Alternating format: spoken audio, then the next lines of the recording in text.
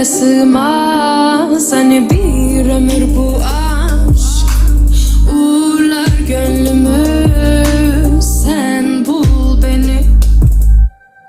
Yalanlarım, hatalarım başıma dert oldu. Karanlık gecenin içinde kayboldum. Günahlarım, zaaflarım, her yanda sen yoksun. Bir yanım mutlu da bir yanım hep yoksun. Yok bu halime bir çare, bir mehtaba avare. Şarkımı söyler dururum, belki duyarsın diye. Ay ay ay, sinirliyim, saçım başım dağınık, üzgünüm birazcık. Yine aynı, sensiz uyandım, senin kokun hapis olurdu tenime, bir önemi kalmadı. Ama yok yok yok yok yok, bir önemi yok yok yok yok yok. Ama yok yok yok yok yok.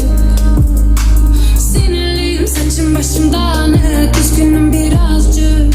Yine aynı, sensiz uyandım, senin kokun hapis olurdu tenime, bir önemi kalmadı. Ama yok yok yok yok yok, bir önemi yok yok yok yok yok. Ama yok yok yok yok yok.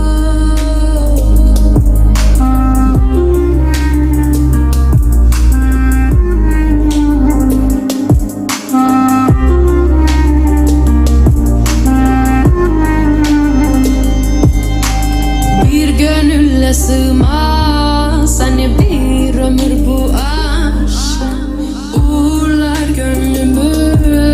Sen bul beni. Sinirliyim, saçım başım dağınık, üzgünüm birazcık. Yine aynı, sensiz uyandım, senin kokun hapis olurdu tenime, bir önemi kalmadı. Ama yok yok yok yok yok, bir önemi yok yok yok yok yok.